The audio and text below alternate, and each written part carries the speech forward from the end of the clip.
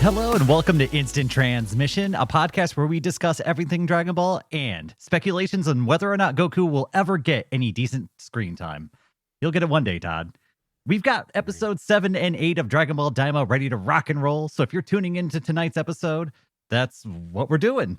Focus on your demon magic and call up your Majin buddies because we're going hard as a Tamagami tonight. I'm your host, Dayton, and once again, I'm joined by my co-host, Todd. Hi.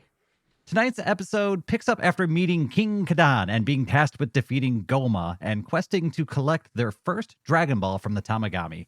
Glorio has had some pretty suspicious contact with the mysterious and plotting Arinsu, and all of our side characters are still stranded at the lookout. And I think that's everything we need to cover, unless there's anything else we need before we get things started, Todd. No, I think that pretty much will take us right into the episode. Yes, and that is episode 7, which is titled Collar. And episode 7 begins with Bulma discovering that there's a missing part to the machine or the ship that the characters are using that doesn't exist on Earth. So they're not able to make it back using this ship, but conveniently enough, it doesn't matter because this is when I believe his name is Hybis shows up. Yeah, yep. Hybis shows up in his own ship and in his own weird way basically tells them, hey, I'm here to pick you up and take you to the demon realm. I suppose it is kind of a gag. It's supposed to be kind of funny, but the thing they're gagging about really does like get under my skin where it's just like I'm laughing through gritted teeth. I think your point basically being that they've kind of left our side characters behind and are continuing to leave them behind. Yeah. And yeah, I agree with you. Like, okay, yeah, good that they're kind of poking fun at themselves, but also like this is a problem for Dragon Ball as a whole, especially like after the Z era, where it's always the Goku show. Like we want to see our other characters do things, and they haven't gotten to in 7 to 8 episodes yet. Yeah, it's a gag. It's at this point, I kind of expect it, but this feels like, I don't know, whatever. I'm not going to stay on it too long. It's Hybis is here. He's got a ship. The side characters are now on their way. But we don't care about that because we're going back over to Goku, Glorio, Pansy, and the Supreme Kai continuing to make their way towards the Tamagami. But they come across some demon police out on patrol. And things get interesting when they decide that they don't want to damage their ship. So they're simply going to comply and go along with them. Yeah. They basically land. They try to find a way to. These guys are specifically looking for Goku, or more specifically, a black spiky-haired kid with a red pole. And so our other characters, Shin, Glorio, and I am forgetting the girl's name right now. Our princess, Pansy, thank you. They all kind of like get off the ship. They let the police search the ship, and we kind of see that Goku. After a few moments, we see that Goku is kind of behind them already, like outside of the ship, without seemingly having walked. And we kind of get this little dialogue that Goku used Shin as a beacon to use his instant transmission so he could teleport out there, which is, it's interesting to me that they expressed that Goku can kind of use his instant transmission like this, because we haven't seen him use it yet. And I don't know, it's just a little bit weird that he's not using it in any other ways for their travel. Also, it's like, why does he need a beacon to teleport like 30 feet? I don't, it's weird. I don't know how I feel about it. I mean, he has the instant transmission. I would have preferred if they just came out and said he couldn't use it, and then he just like was under Glorio's jacket or something like that. This felt very like, yeah, I get it. I don't know. And I guess I need to keep in mind that this is also kind of geared towards people who, for some reason, haven't seen any other Dragon Ball content. And so maybe this was a moment for them to explain how Goku needs to be able to see a person or feel ki or something in order to use that ability. But they also don't explain the ability very well either. So I don't know. Yeah. And I mean,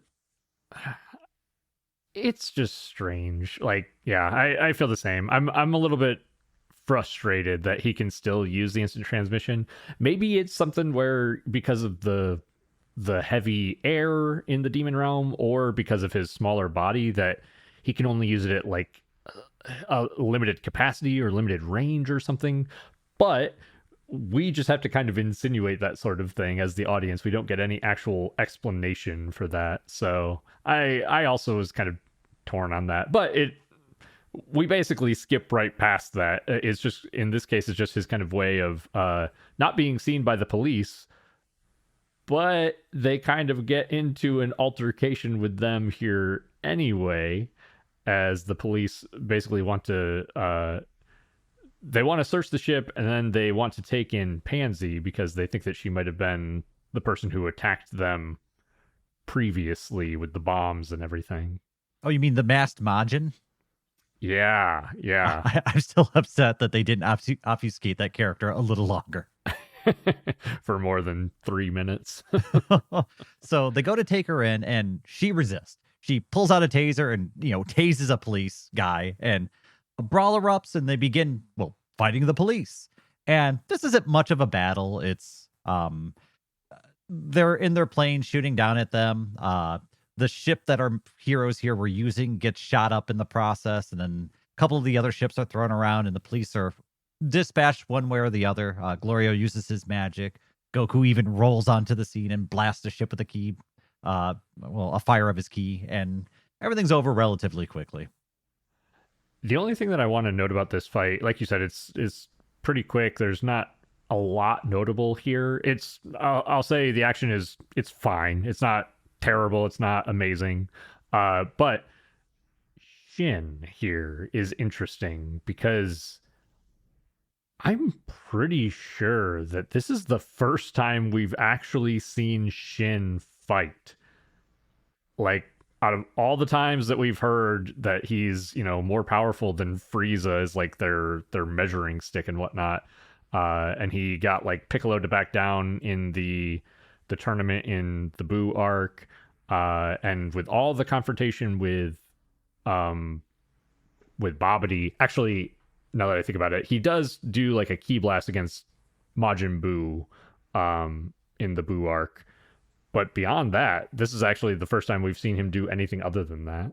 I guess he did restrict Gohan's movement with some sort of weird mumbo jumbo when he was jumped by man, I wish I could remember those guys' names. Spopovich and Yamu. Those guys, yeah. Yeah. So he has done that. It seems like he has weird telepathic powers. His like magic or ki or whatever you want to call it's a little bit different from everyone else we've seen.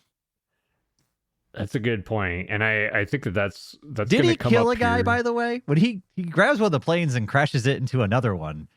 Weren't there guys in at least one of those planes? I mean, it's a good point. I saw that. I was like, did I miss something, or did he just have we seen anybody get killed in Daima yet? I guess maybe if you count situations like that, people kind of get killed indirectly. I don't know. I don't think we have, though, otherwise. I'm just going to leave that. But yeah, that the first people who were killed in Daima might have been killed by Shin, or Supreme Kai, as I like to call him, like Goku does. So yeah. That's interesting. But yeah, they dispatched the police that were after them. And Pansy she actually realized it a little bit earlier, but she talks about how she can't continue traveling with them because they tracked her collar, and that's probably how they found out where they were. And this was touched on earlier. We talked about it in one of our previous episodes, but everybody on this third world, they're given these collars that are used to control them, and everybody on this planet has one. And she more or less pines over the fact that she's going to have this thing on for the rest of her life, and she's not going to be able to help them at this point. And this is where the Supreme Kai walks up and says, "Hey, I know what that stuff is. That stuff comes from the Kai worlds, and I'll just remove it for you." And so he does. It's actually not even that big of a deal. I mean, it's this kind of plays into what you were talking about with the Supreme Kai's powers here. Now, the interesting thing is that he kind of he basically like recites some sort of incantation and uses some sort of seemingly some sort of magic to just shatter the collar right off of Pansy. And he also she asks, "Hey, is this only something that the glint can do?" And he says, "No, I can teach you how to do this." And they kind of make it a point that like, oh well, they can just free everybody from the collars if they know how to do this magic. Yeah, so I mean, neat, interesting, I guess. We also learned that Shin is not actually his name, or is his name, but it's not. I don't understand how this works, but his name is actually Nahar. Yeah, it seemed like that was maybe his Glind name, and I don't know if Shin. I'm not sure if they expressed what Shin actually comes from. If it's like the name that he took when he left the demon realm, or maybe a name that he took because of becoming the supreme Kai for the outer world. I don't know if they expressed that exactly. Yeah, I don't know. I guess that's his true name or his Glen name or something. Didn't make any sense to me, but even Goku says, "All right, I'll call you." Actually, I'm not going to call you that. I'm just going to keep calling you Supreme Kai. And I said, "Me too, Goku." Yeah, I don't want to get confused. I'm like, I'm not changing your name at this point, Shin.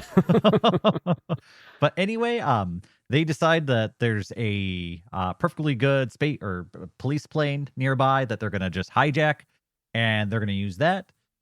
They briefly bring up the fact that they need a new PIN number because they have a new plane. That's not a problem. Pansy takes care of it. Just cool. I thought that was going to be a thing, but it wasn't. So awesome. And yeah, Goku doesn't have time for side characters because we find out that the side characters have arrived planet side, and Goku's just going to continue on his journey. Yeah, It's so weird. I don't understand it. like they just continue to like push off the side characters. Even Goku's attitude, he's like, yeah, those guys will get here eventually. They'll catch up whenever. We don't need to go help them or anything. Yeah, it's just emphasis on the Goku show. And I'm just like, oh, I actually like these characters though. Yeah. Yeah. And you want to know what happens next? Our main characters arrive at the Tamagami. We are just not caring about the side characters. Yeah, I don't know. I'm curious to see how they use the side characters when they actually do show up, but they are getting sidelined hard.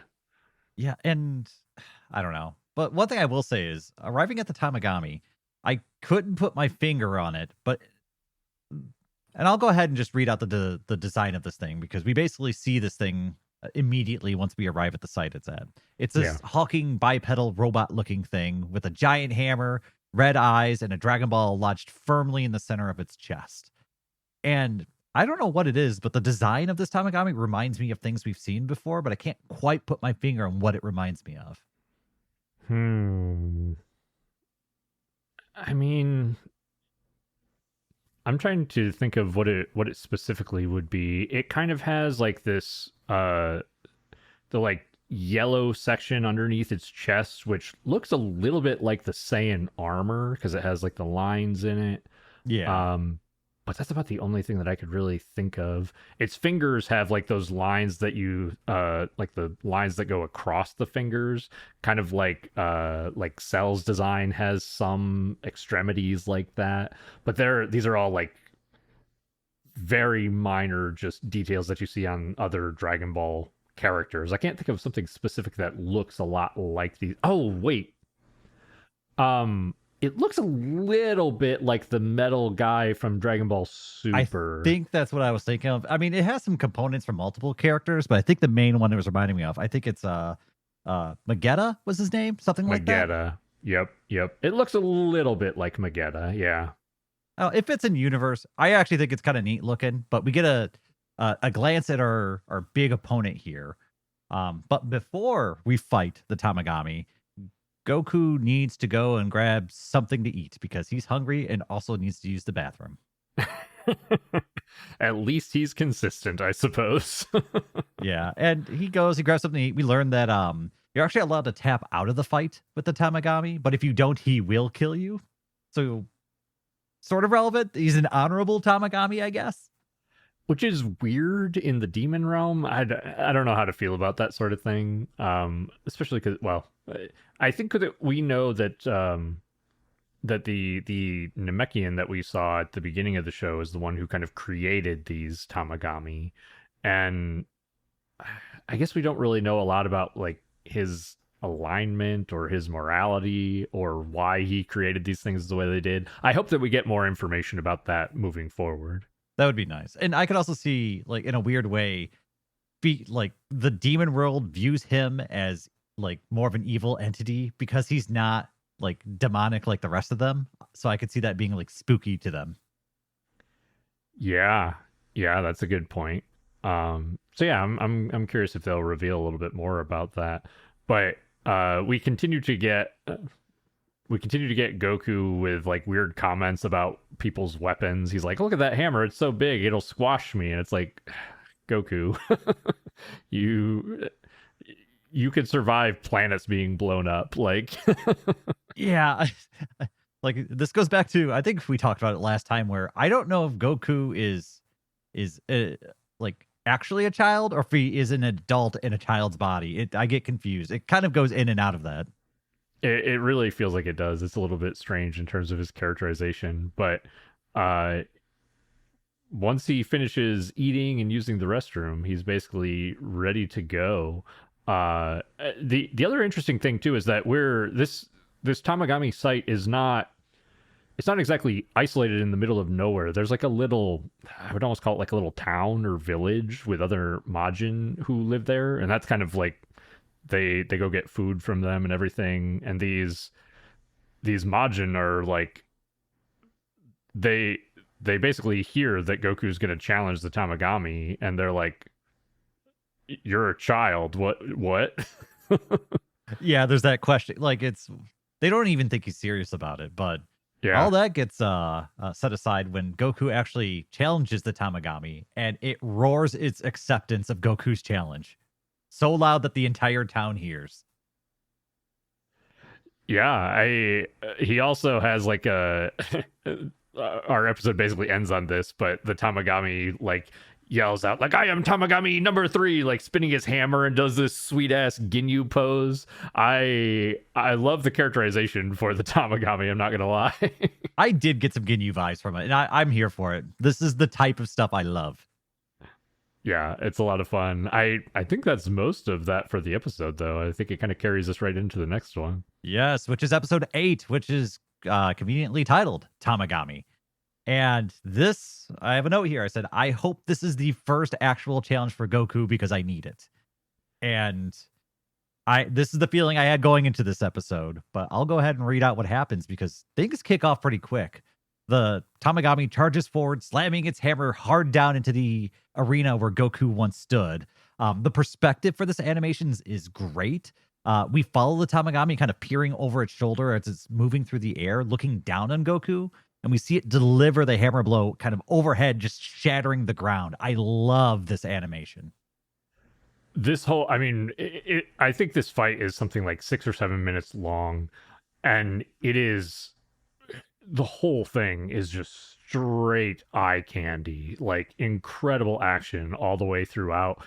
And I really like that it feels, I don't know if I want to say it feels grounded in martial arts, but it feels less like some of the fights that you see in later Z and in Super, where it's just people like flying around and punching each other. And it feels more like we're watching an actual fight with different tactics and different fighting styles. Like Goku and the Tamagami fight very distinctly different, and Goku's having to kind of like jump around this much larger creature. There's one moment where he even like extends the power pole between the creature's legs and like trips it up and hits it in the back of the knee. Like all of the action sequences in this are phenomenal. Yeah, it's swing after swing of this giant hammer, or just flattening the earth as he attempts to smash Goku. We see Goku leap into the air, dodging one of these swings, vaulting off of multiple large chunks of debris that were launched in the air from one of these blows. We see him bring the power pole down into the blocking hand of the Colossal Titan, and Goku's knocked back. And we see the power pole like skipping off the ground as Goku tries to find his bearing to actually stop the momentum that was gifted to him. And I mean, it's great because this giant hammer, this Tamagami's just swirling this thing around, and every time he swings it, you feel the weight of it crushing the earth, of Goku being knocked off his heels. I love the weightiness of this battle, and you're right. The word I was thinking of is this feels like it's a much more purposeful style of animation. So when they animate something, I'm not trying to convey necessarily speed or power. I'm trying to actually show you a sequence that tells you a story. And I like the intent behind every sequence that's put into this fight. That's a really good way to word it. Yeah, 100%. And I mean, it's like I think both Dayton and I had somewhat mixed feelings about some of the limitations that they put on our characters on Dragon Ball, on the power scaling and everything. Just kind of mixed feelings about the way that they implemented those. But this fight is the payoff for those limitations, because I think Dayton, you in particular, have voiced in the past that once characters could just fly at will in Dragon Ball, that the fighting got much worse, much less interesting. And most of this fight is pretty well grounded, like literally on the ground. And it makes for much more interesting action sequences. There are just a few where, like, there's one following what you were talking about, Dayton, where the Tamagami well, I think Goku extends his power pole towards the Tamagami's face, where the Tamagami just narrowly dodges, and then the Tamagami follows up by throwing and launching the hammer at Goku, to which Goku narrowly dodges, and then Goku flies at the Tamagami, but the Tamagami's hammer is like Mjolnir style, like Thor's hammer, and comes flying back at Goku from behind, to which Goku effectively, like, he basically just uses very quick speed, but it looks like he teleports on top of the hammer and rides it back towards the Tamagami. All of this is so clean, so cool looking, and the camera angles and animation are super dynamic and really well done. Well, I love it because that moment that you described, that's actually a change in how the battle's being fought. Because the first part, they're kind of keeping the range and launching blows. When Goku jumps in that hammer, he rides it in, and this is where the battle really gets close. It really gets gritty. This is where we see both of them actually landing strikes on each other, not really finding a weak point, but they're actually landing blows. And we even see Goku getting like rocketed hard back into the dirt. And this is where he kind of shoots up and slides under the Tamagami's legs and takes out his legs from under him. And I mean, there's so much happening here, and it's amazing. And okay, I want to get to this because this part also excites me. As the battle rages, a crowd gathers to watch the bout between these two warriors, and it seems like they're fairly equally matched. That is until Goku is eventually pushed hard against a mountainside, the Mjolnir hammer just pressing into Goku with its colossal weight. And this is where we get an excellent Super Saiyan transformation. I wanted to get your take on this because I know you love this stuff. You know, I totally agree with you. It's actually going to be funny to hear your opinion on this too, because I'll be honest, I think that I liked the transformation in the Glorio fight more, but I don't think that this is a bad one. I think they're just different. The one thing that I really like about this one in particular is that Goku uses it in a moment where he needs the boost of power, because he's struggling against this hammer, and so he's like, okay, well, I need the extra power to kind of thwart this hammer or push it away from me. And you see his eye turn green, and then the energy and the aura just like flash around him, pretty much exploding the mountain beside him and launching the hammer away. I love seeing like the gust of air actually impact against the Tamagami. And he stands firm. It doesn't move him, but you see like the incredible just strength of that aura impacting him as it flies past. Which is super cool. And all of that, like the explosion is then as the light kind of fades, we get the reveal of Goku with his Super Saiyan hair and everything. Really, really cool. I like the aesthetic of the Glorio one a little bit better, but I like the way that this one was used in combat a lot. I think I could agree with that. I do think that, man, I like them both. There are some moments I like from each, so I can't say that one's necessarily better than the other. What I will say is I like the situation here a lot more. So the Yeah. circumstances lift this one higher for me. But as far as just raw animation, the Gloria one might be a little bit better. I might agree with you there. I'm willing to argue it at least. Yeah, I think you're right. I think while I think maybe you and I feel like one more than the other on opposite sides, I think we both kind of agree in terms of why they both have their strong points and their weaker points. But both are really, really good. I really like that they're actually putting a lot of respect on just normal Super Saiyan in Daima. And man, I didn't know what to think at this point because as the Tamagami goes to recall his hammer, Goku chops the damn thing in half with his power pole. Yeah, yeah. He just like it comes at him from behind. He flips over it without even looking at it, and then just snaps the handle off of it and knocks the hammer back, not quite at the Tamagami, but like right near him. And the Tamagami has like a cool.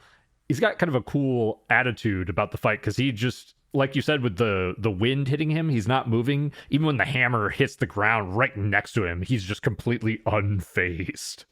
It's super fun. It's man, I was real unsure of how the battle was going to go at this point. I was like, all right, is the battle over or is there still some more fight? And thank God, there's actually still a little bit more fight in this bout. So I was happy that they didn't just end it here because Goku asks for the Tamagami to get serious and it just obliges.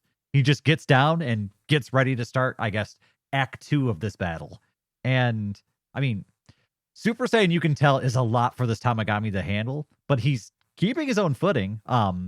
We also get this very like beautifully animated panning shot of Super Saiyan Goku battling the Tamagami, where it's like this David Goliath kind of imagery, and just they've done this once or twice already, but I think it's I don't know, it's just eye candy. If you can put in a good panning shot of a good battle, I think it adds so much of the environment to the situation. Like it really lets you step back and take a look at everything that's going on. So I think it's done well here. I mean, yeah, I love this. I think I can't remember what fight. Actually, it might have been the fight in episode 4, the one that you liked, where they had another panning shot, kind of like this, like where it feels like the camera's kind of sweeping around the action. But to your point, well, two things. One, like you said, this almost is another point in the fight where the style of fight that we're getting changes entirely because a lot of it, well, the very beginning of this even starts with the Tamagami firing off ki blasts. He has like these little holes in his hands that shoot out lasers that I'm going to call ki blasts. And Goku's kind of like, oh, you can do that too. And then he finally starts using ki blasts. So there's something, it's kind of a funny thing too, where it's like, there's something to be said was Goku not using Ki Blast because the Tamagami wasn't, and so he wanted it to be like this sort of honorable fight. But then he's like, "Oh, that Goku couldn't sense its ki, so he was surprised to encounter ki energy." That'd be my guess. that's a good point too." Absolutely. But that sequence that you were talking about with the panning camera too, I wanted to kind of talk about briefly because I really like.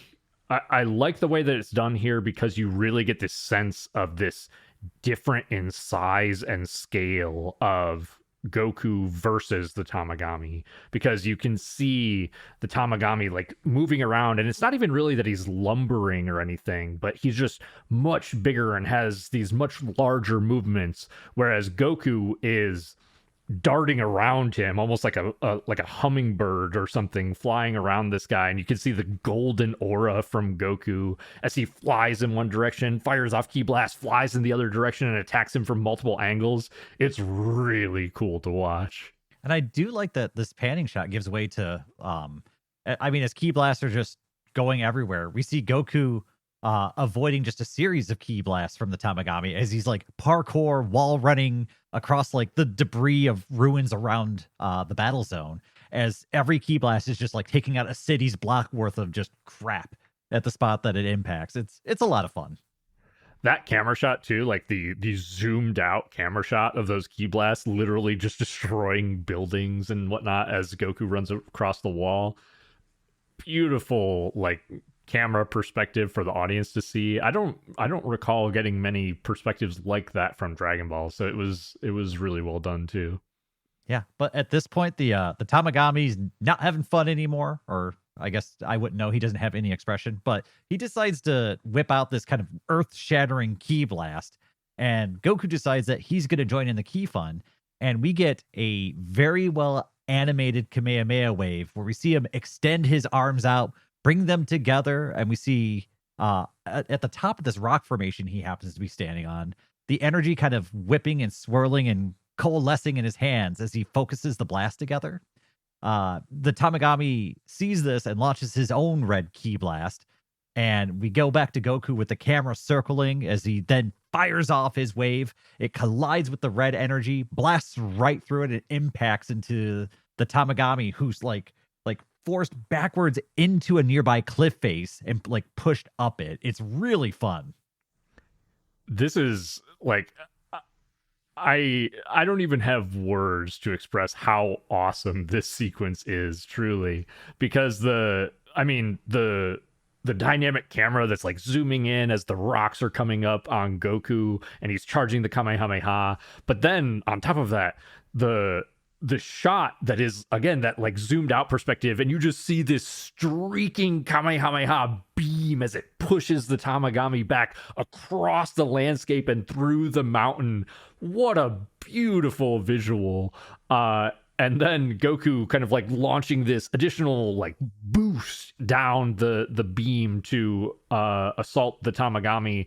The Tamagami is eventually able to, just like using all of his strength with both hands kind of pushing against the beam, thrust it upward and launching it into the air where it explodes. And it is followed up with Goku using that opening with the Tamagami's arms risen into the air to just full on elbow him in like a launching streak across the land right in the center of his stomach and doubling the Tamagami over in half. Yeah. And it's at this point that the creature falls to his knees and admits defeat. The match is conceded and Goku is almost the winner. We'll get to that in a second, but I just want to, man, this, I think I mentioned it last episode. I was waiting for some payoff or for something to happen, but this 5 to 8 minutes of battling was incredible. The animation is top tier. There are some sequences that are very well thought out. And we mentioned this a few times, but how they're able to animate those camera angles like that, because it's not an actual camera. They have to animate that.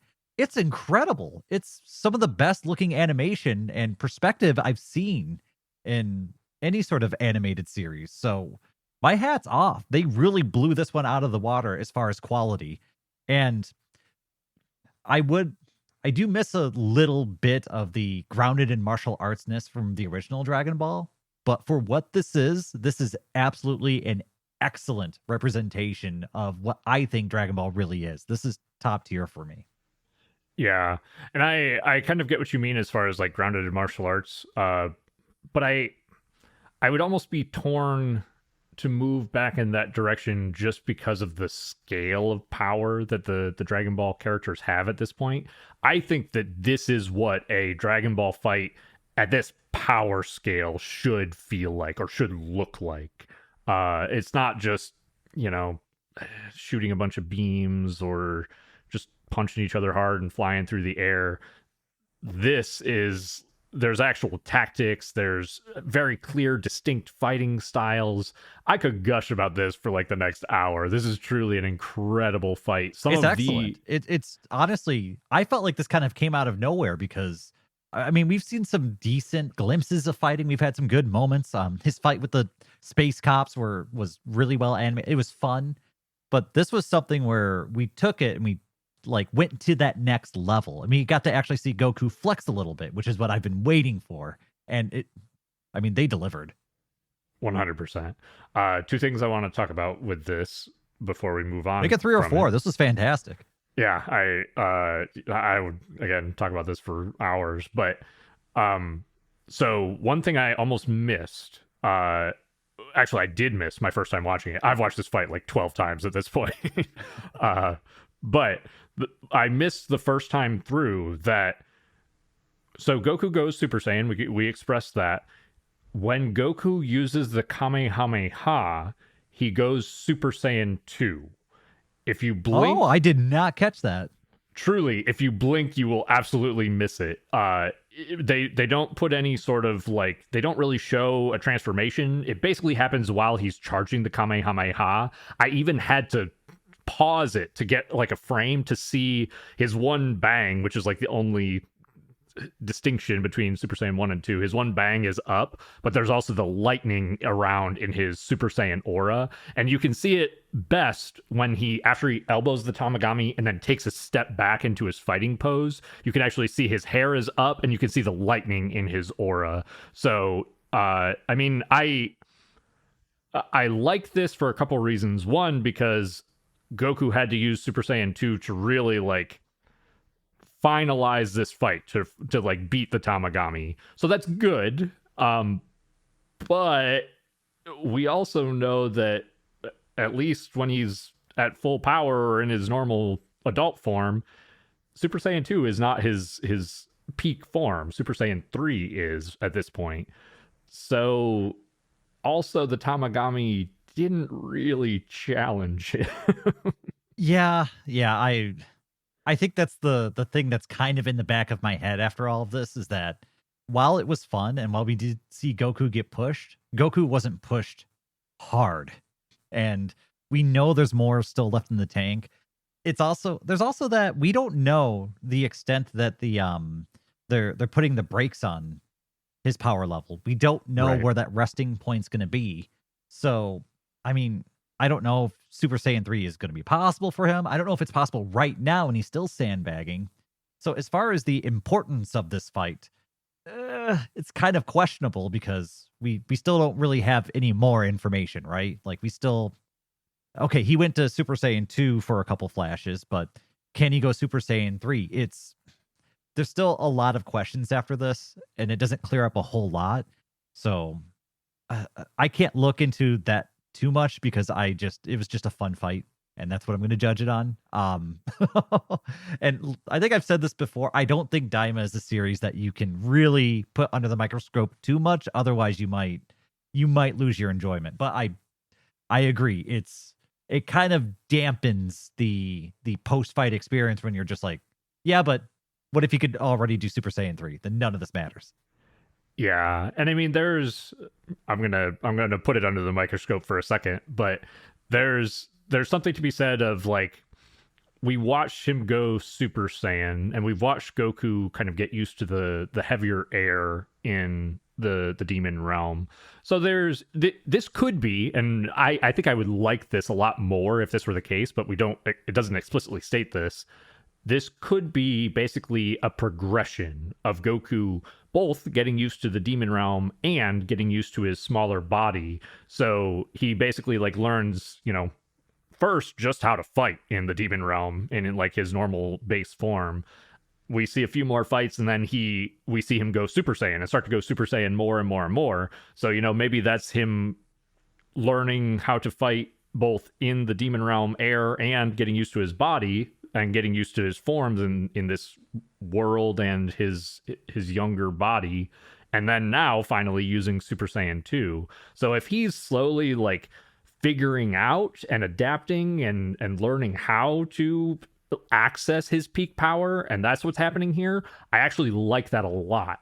But it's never explicitly stated to us, unfortunately. Yeah, and honestly, I think I've had similar thoughts, but it, I'm just guessing at that point. I can fill it in with whatever I think, but I agree with you. I wish they would just touch on that a little bit. Just let us know why we're going through these progressive fights, because anyone who's seen the Dragon Ball franchise knows that the space police are literally anything. I thought the Glorio fight was going to be fun. Turned out to not really be anything either. Then we get another fight with King Kadan's guards, which we knew wasn't going to be anything. And now we've got this fight where, I loved it. It's still not really anything though. So as far as like a really Like a fight with some substance, we still haven't gotten one yet. Like stakes or tension, basically, right? Yeah. Like that's and I mentioned this in I think our last podcast episode, is that's probably my biggest problem with Daima, is that it still doesn't feel like there's any real stakes or tension. And the Tamagami were kind of at least presented to us, well, to our heroes and to us as the audience, as like the big scary bad guys, and Goku basically beat one without really trying. And so that's a little disappointing. I mean, we're still in Demon World, the third Demon World, which is like, we kind of get the impression it's like the lowest class of Demon World. It feels like a video game, doesn't it? Where like we're on stage 1, which is the easiest stage, and there's, a stage 2 it's probably more difficult, and then stage 3, which is likely the final boss. Yeah. Daima really has a lot of like Japanese RPG elements to it, which is totally fine. And so that's kind of what I'm hoping for, though, is that the Tamagamis 1 and 2 are going to be a much bigger challenge for Goku than Tamagami number 3. And I'm guessing things will pick up from here, because I feel like we're done establishing the world for the most part. Like, we're still going to build up characters and things like that, but we're done establishing the rules of the world. We've got all the characters in position to do all the things they need to start doing. So I'm guessing things are going to pick up a little bit from here, and we're probably going to be getting into more fights. And we're going to see more stakes and tension going forward, or we're going to see that build up. So I think this could be the start of where things really start getting good, if I had to guess. I've only seen up to this episode. So fingers crossed that I'm correct when the next ones come out, or when I watch the next ones, but it feels like this is really the start of things getting like really good. Yeah, I would definitely agree with that. I'm just hoping we don't backpedal. I have a feeling, though, that you're right. I think that this could really start to be the kicking off point. I guess we can continue probably with the latter half of this episode.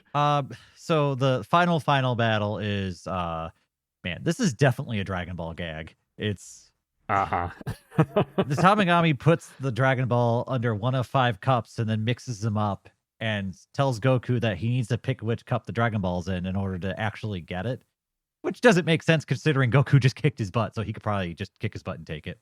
But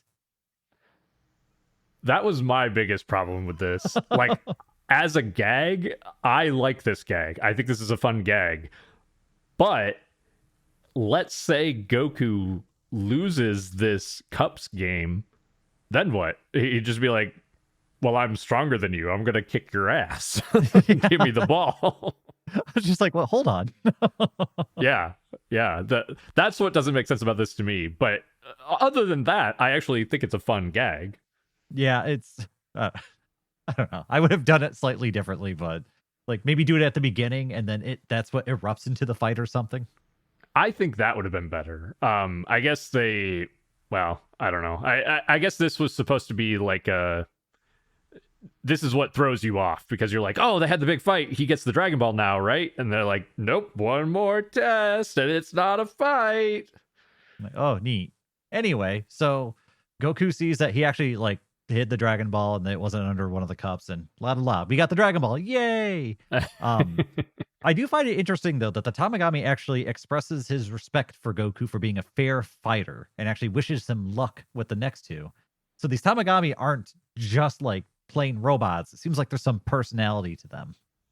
Which I like that part a lot. It's also interesting to me that this Tamagami really respects Goku for being honorable, when we kind of glossed over it, but the Tamagami's trick with the cups game is kind of cheating and kind of not honorable, because basically he's got 5 cups, one with the Dragon Ball in it. He swaps them around a bunch really fast. And then what we find out, and Goku was able to see this with his eyes, as opposed to his not eyes, the Tamagami throws the ball away from the cups and like towards where the other Majin were standing. And Goku spots it. But that to me was like, it's like a cheating, dirty trick, and yet the Tamagami was like, you're very honorable. I like that. Yeah, I don't know. I was a little confused by it. Whatever. Anyway, like I said, you remove that part, and then it makes sense that the Tamagami actually lets people, tap out, sort of thing. He's an honorable fighter. Right. This part doesn't make. You could just delete this part, and I would not have missed anything. But yeah, another thing to know is that Gloria once again reports back in with Arinsu on the situation. So that's real sus. That is. Yeah, that's going to be suspicious. interesting. Very suspicious boy, that Gloria. I mean, Shin has had his eyes on Glorio the whole time. You mean Nahari? Yeah, whatever his real name is. Anyway, the crew make their leave and head towards Demon World 2. They do decide to take a more covert path, though, since word of the Tamagami's defeat by Goku will likely spread quickly. And I do like that that's something that they paid attention to. Yeah, it makes sense. We kind of switch over to King Goma and Degesu. They're continuing to watch like their footage effectively of the Majin Buu arc, and they're watching when Vegeta blew up Majin Buu and Buu was kind of piecing himself back together, and they spot someone on the scene in the background that they're like, what is going on here? Turns out it was Dr. Arinsu. So we're kind of getting, if you want to call it a retcon, we're getting retroactive information anyway that Dr. Arinsu was on the scene and collected a piece of Majin Buu.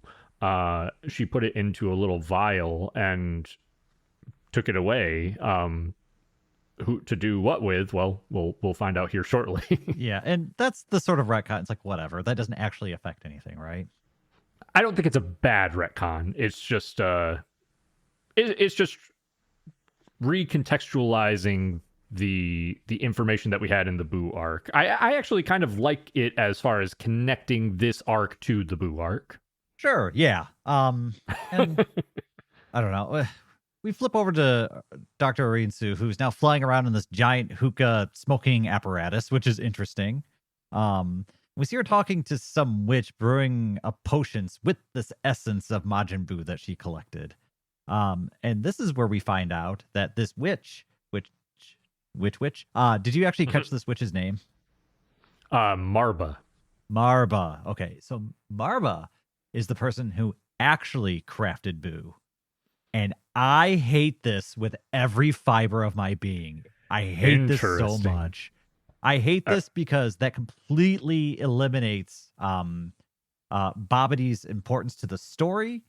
It makes me look at, Bibidi's importance to the story. It makes me look at Babidi differently because I thought he was this pathetic, spoiled child living in the shadow of his successful dad, sort of thing, when his dad wasn't actually the one who created Buu. And I don't know. It makes the story weird, and I don't like it. I don't think that I feel that strongly about it. I'm definitely torn on it, though, because I agree with the parts that you're expressing as well. I like the interesting thing about the Buu arc is we took a step back away from just like Ki and people being super powerful and moved a little bit towards our original Dragon Ball roots to magic. And so having the wizard Bibidi and the wizard Babidi, and Bibidi was a powerful wizard who created this magical creature, but he didn't. Yeah. But they basically expressed that Bibidi came to Marba to have Majin Buu created. I'm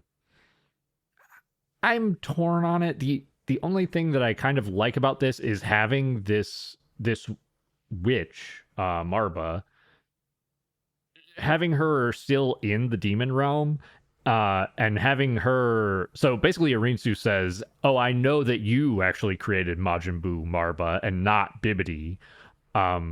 And Marba gets real uncomfortable about it. Like, she doesn't want the disaster that was Majin Buu to come back onto her and for her to take the blame for that. So she's kind of keeping that under wraps. And I kind of like that part, but I don't really like the part of making Bibbidi irrelevant. They could have. I don't mind that they work in maybe like she used to be Bibby's mentor or something like that. And, they parted ways because his ambition is what gave birth to the uncontrollable monster. And that would have been fine. I would have loved that. But having her create Majin Buu diminishes Bibbidi's like one job he had in the storyline. One job diminishes it down so much in my eyes. I don't know. I like the way the story was. That's the type of retcon that just makes like following Dragon Ball lore kind of messy and just gross. It is a mess, yeah. I mean I agree with you as far as like the part that you don't like. It doesn't bother me quite as much. I don't know because this is just the way that Akira Toriyama writes, which is some people like it, some people hate it, but it's just I'm the a nature simpleton. of Dragon Ball. I only have a few like notes that I ever remember from about any series that I watch. And Bibbidi made Boo, Bobbidi brought Boo back. That's not even like that's wrong now. I don't even know what to remember. Like that's wrong. I mean, I don't think that this one is as bad, but I will relate this to the Dragon Ball Super retcon, one that I really don't like, of Beerus being the one to command Frieza to destroy planet Vegeta. So kind of taking that blame off of Frieza for actually destroying planet Vegeta. That is a retcon I absolutely despise. This is kind of like that because it's really recontextualizing what we knew about the story. If Bibbidi was actually like an important character, I think this would be the exact same. He's just not an important character, so it doesn't matter that much. Right. But I don't like that you write a little bit of lore for this character, and then later on down the line, you completely nullify it, and it bothers me. I think you make a great point because I think that is exactly why this doesn't bother me as much because Bibbidi was largely irrelevant before. But I do also like your point about this kind of changes Bobbidi too. Like we kind of got the impression that the reason that Bobbidi could control Majin Buu in some way was that he was the wizard. It was either like his bloodline or magic that was taught to him and passed on from his father, which still is probably kind of the case. But and Bobbidi was a powerful wizard. His father was a very powerful wizard, and Bobbidi is still a powerful wizard. Like he's worthy of the lineage to some degree, as far as we know. Right. And yeah, I think like you said about Bibbidi, since he's not as important, like he literally had that one role, this bothers me less. But I also agree with you that it sucks that it's like, well, literally Bibbidi was only important for the fact that he created Majin Buu, and now that's not true. He didn't even do that. He's just not an important character. Okay, cool. All right. Right. So all of Bobbidi's ambitions are weird now, and I don't know. I don't like it. All they had to do is just tweak it a little bit, make her the mentor of Bobbidi, and I don't even blink an eye. Honestly, I would have liked that a lot better. And yeah, that it doesn't ruin Bibbidi, and it's an easy, simple change. So It's this weird, like trying to inject the current bad, like Dragon Ball, like story and characters into the old Dragon Ball stuff, and sometimes it's just a little too ham-fisted for me. yeah, I will say that I like very much that they try to connect Daima to what came before it, because Super does not do that, and it suffers for it. But I also agree with you that this does feel a little bit ham-fisted, and if you're going to connect it to the previous stuff, and that connection kind of ruins some of the previous stuff, that's not a good connection.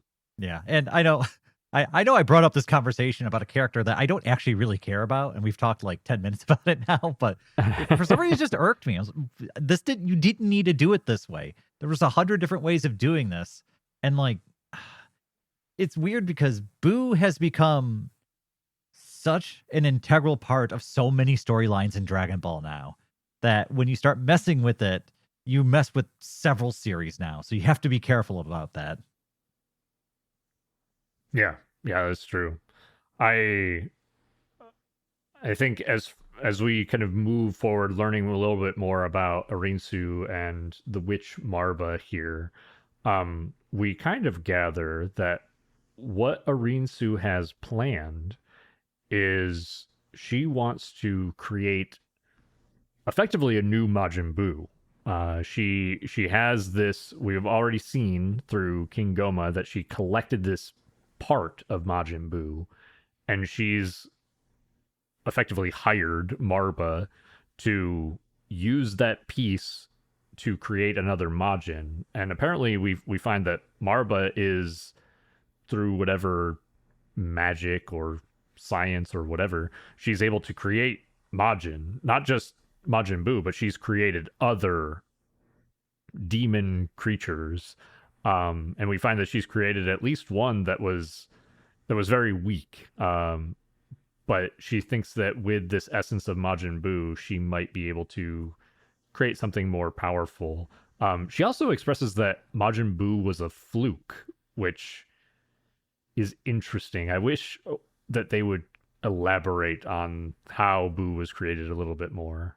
Well, I mean, she kind of mentions maybe what she was referring to because she mentions that Majin Buu was uncontrollable, and that with this new Majin, she's emphasizing control with its creation to kind of fix the mistake in the past.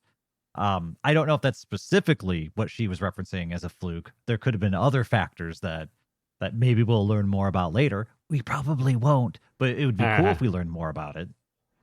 Yeah, I have a feeling we're not going to get much more detail. To me, it kind of seemed like she was referencing like how powerful Majin Buu was, being the fluke, but I'm not sure. It does seem like she was saying that the control part of this is going to be how she's going to kind of correct her mistakes of the past for sure, which results in Arinsu basically has to provide some saliva to the. It's like a big cauldron. This is very like classic witch sort of thing. And even Marba's character design, she has like the big Majin M across her stomach or chest. And she's got like this bone necklace. It's like a fun little witchy details in here. Yeah. But we see with the saliva added and the smoke comes up, and we see like the various forms of Buu kind of embedded in the smoke. And this is where we fade away. So we don't know exactly what we're getting at this point. But we go over to Hybis, who's been informed of Goku's success and is ordered to take the side characters to a hotel where they will meet up with Goku at Warp Sama at a later point.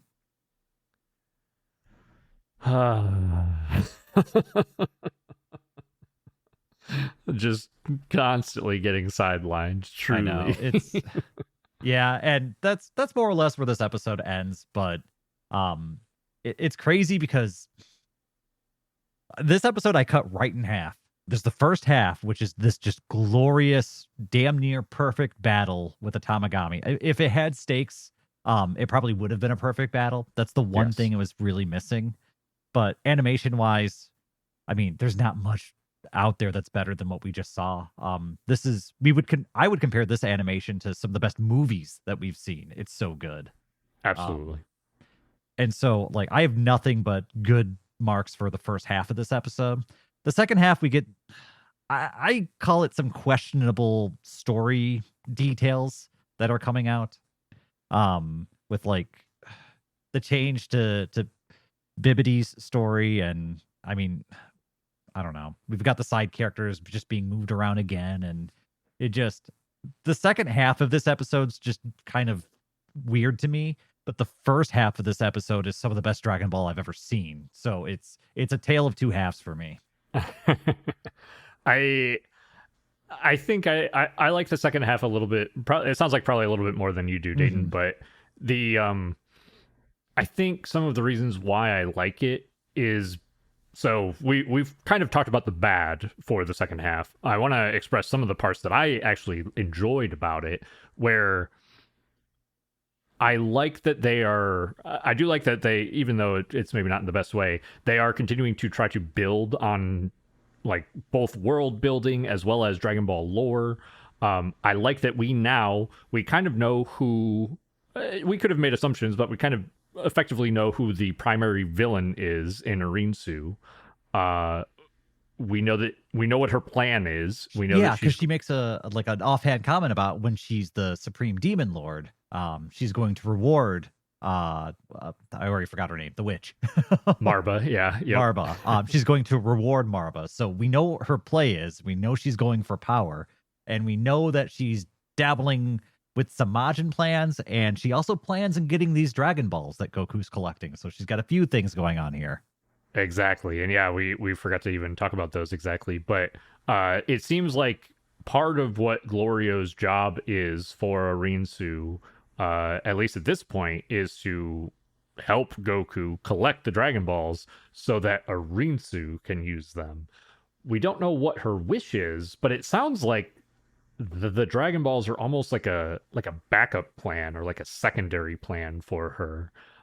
She's more interested in creating this Majin that can potentially, I don't know, defeat our heroes. Yeah, and it's kind of been mentioned before, but Majin Buu is the strongest creature that most people have known in the multiverse at this point. So, well, not that they know about the multiverse. Well, the demon realm is just a realm in a universe. Okay, I had to think about how I was wording this. I Anyway, know. Majin Buu is the strongest thing known between the real realm and the demon realm. And so being at that level of power is as strong as people can really comprehend. And when Majin Buu was defeated, that was kind of a shock to the demon world at large. Yeah, yeah, absolutely. And I think that that's kind of what this story is playing on too. Um, and so I I'll also give another point here that I don't necessarily like is that, well, we'll have to see how they do it, because I don't really, if we're just going to get another Majin Buu, like, one, Majin Buu is like probably the worst villain in Dragon Ball Z in my opinion. Um and two, if we're just going to get like a watered down version of Majin Buu, that makes it even worse. But maybe they'll do something new and interesting with it. We haven't seen that part yet, so I'll kind of I think I'm reserve with judgment. you. I think I want something new. You could make another Majin Buu, and there are ways that I'm sure they can make it interesting, but I feel like you're kind of missing an opportunity to come up with a brand new villain with a brand new fighting style and backstory and different compelling reasons for Goku to be fighting this villain. So it depends a lot on where this is gonna go. We don't know if this Majin creature is even the final boss, or if maybe there's something with Arinsu putting her saliva in the pit that's going to make her a part of it somehow. I have no clue. And that's the important part here too, right? Is that we've got a number of villains in play. We've got King Goma, we've got Arinsu, we've still got, I mean, if you want to count Degasu in there, Glorio, maybe. And then now this new Majin Buu and the Tamagami. So we've got a lot of bad guys in play here, and it's hard to really say, like, Arinsu seems to be kind of the mastermind, but it's hard to say what is going to be the final challenge for our heroes to overcome. Is it going to be this Majin Buu? Is it going to be, I mean, is it going to be King Goma? Is it going to be, I don't know, like Majin Buu absorbs King Goma or Arinsu or something weird? I'm not sure, but it could Now be that you mention interesting. it, usually Dragon Ball does a pretty decent job of communicating who the big bad guy is pretty early on. Usually, it's like, oh, well, we just made it dynamic. Frieza's the bad guy. We know Frieza's the main baddie, right?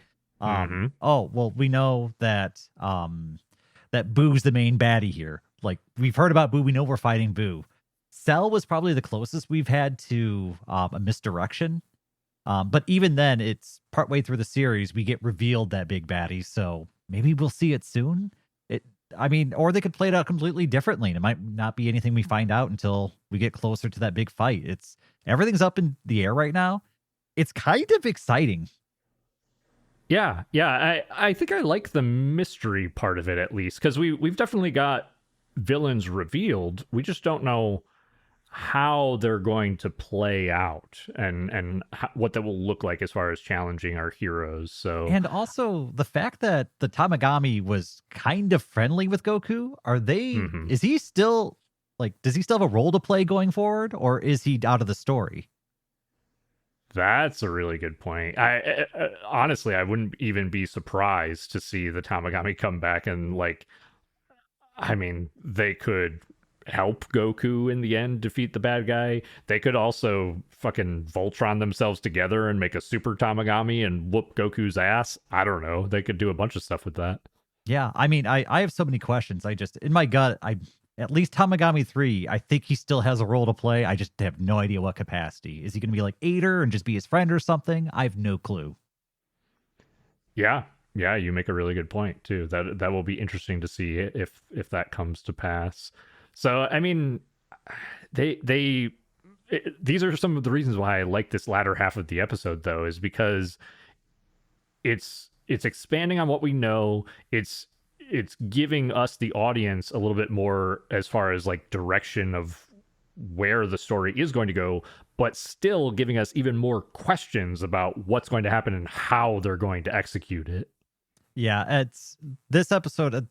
What it really did is it got things in motion. We know the bad guys are on the move now. We know that their plans are actually in motion. So something's happening. We don't know what yet.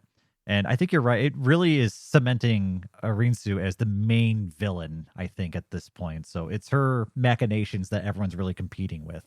And I mean, Glorio is still a big wild card at this point.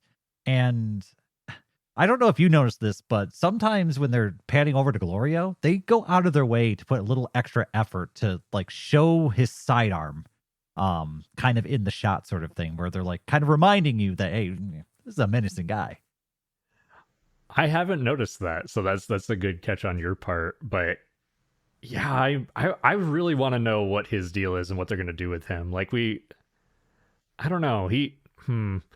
I feel like you could go either way with him, honestly, in terms of his allegiance by the end of it. I feel like he might end up being a bit more of a good guy than a bad guy, but I still wouldn't be surprised if it went the other direction. I mean, there's a good chance that it's a complex situation he's in where he's doing, the wrong things for the right reasons. Like that's definitely still in play for that character.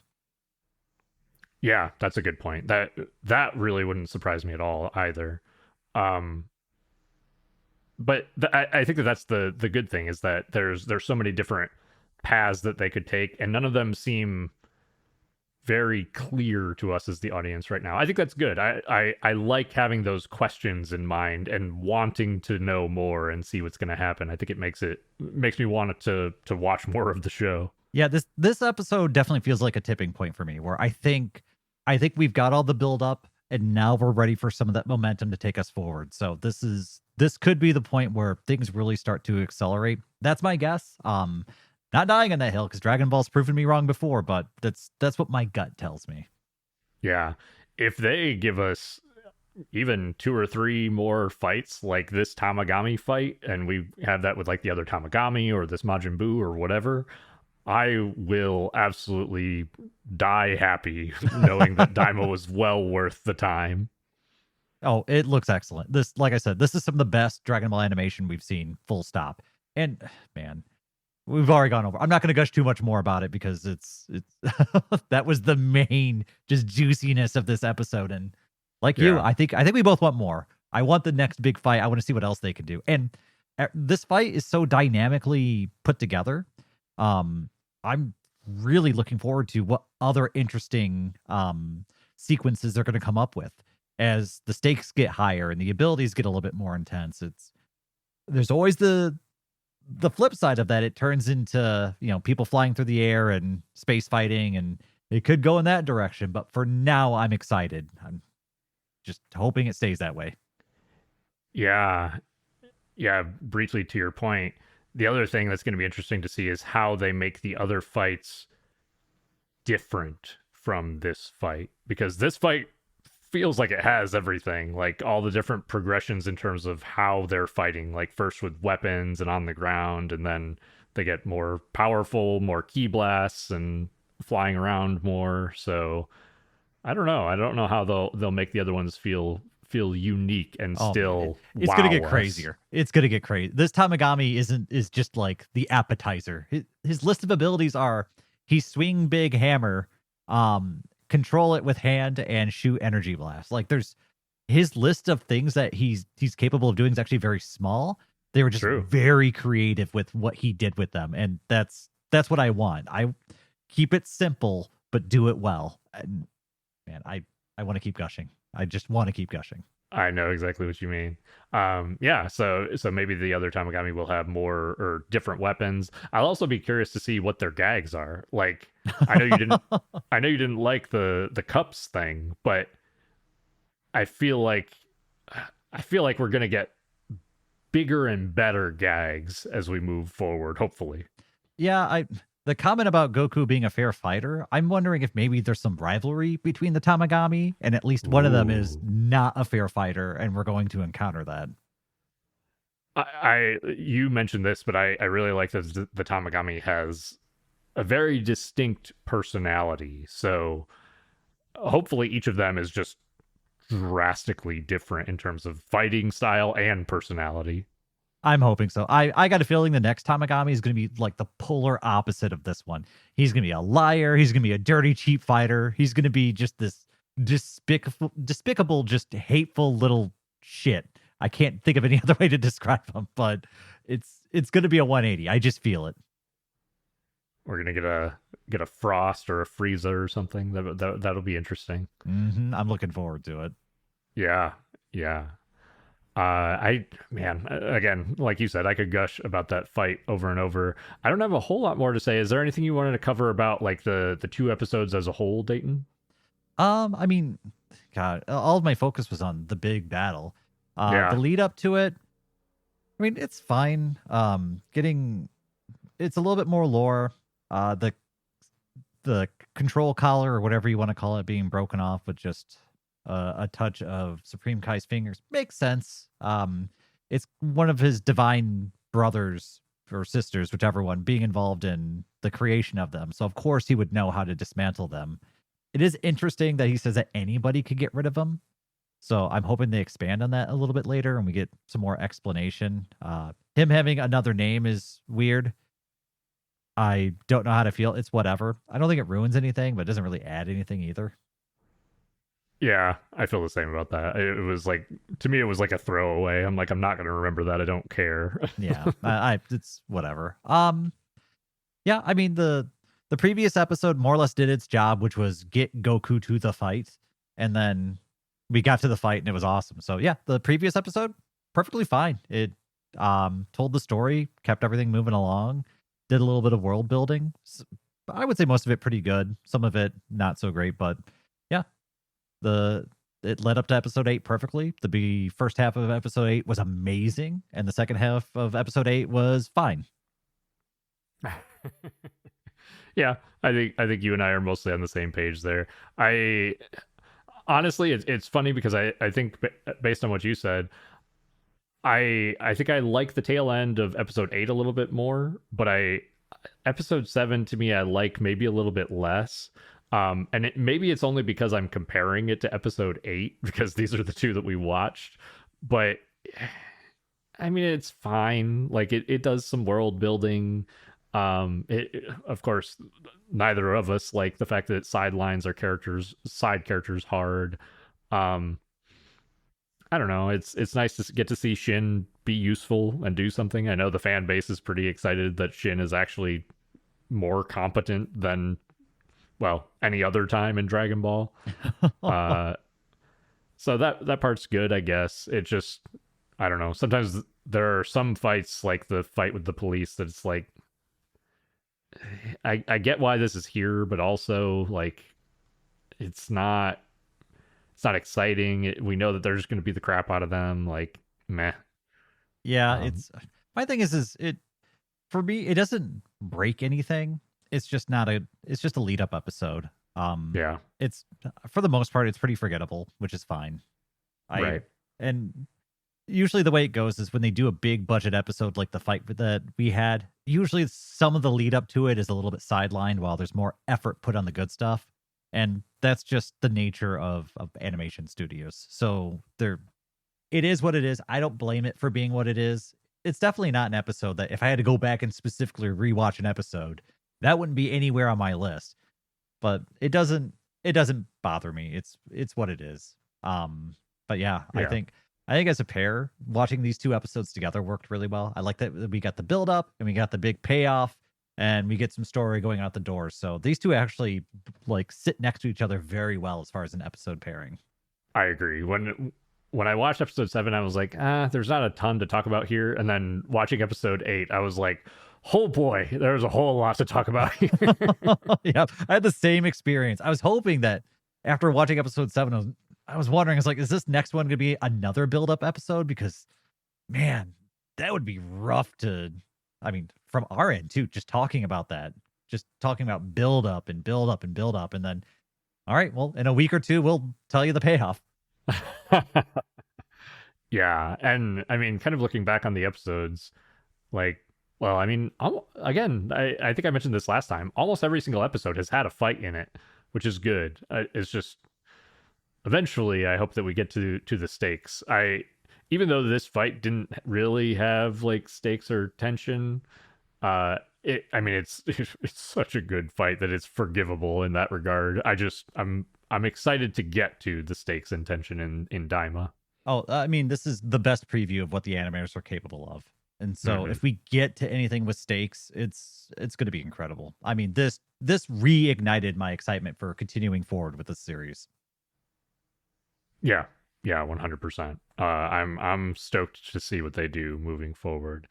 But I think for the most part, that's all I had. Was there anything else you wanted to discuss, Dayton? No, I might go back and rewatch episode 8 just to, get myself calmed down here or excited. I don't know. I just want to watch that episode again. I don't blame you. But that's going to be it for this episode of Instant Transmission, where we discuss everything Dragon Ball. This has been your host, Todd. And Dayton. Don't forget, we're on Patreon and Discord. If you want to key blast us across the land, you can find us at patreon.com/ITDBpodcast. The Discord link will be in the episode description, but you can also find it and all of our other links at linktree/ITDBpodcast. That's linktr.ee/ITDBpodcast. Thank you all so much for your support. Be sure to join us next time as we continue to await the arrival of the Saiyan Prince in our ongoing coverage of Dragon Ball Daima. Our heroes have defeated one Tamagami, retrieved a Dragon Ball, and are on their way to the second. But it seems they might have a new foe to face if Arinsu's plans to create a new Majin take off. Will the other two Tamagami pose more of a challenge for Goku? Will he truly need the help of Vegeta and the others? How much saliva does it take to create a Majin? Find out next time. And to all our fellow Dragon Ball fans, stay safe out there, and remember to keep rocking the dragon.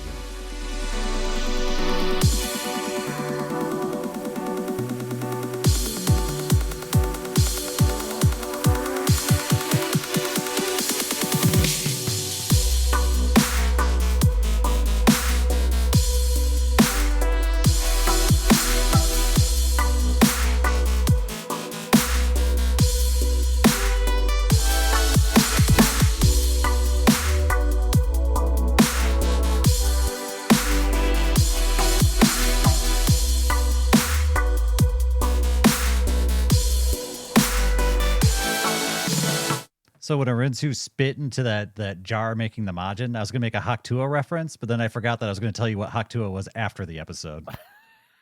Me still not understanding the Hakuto meme.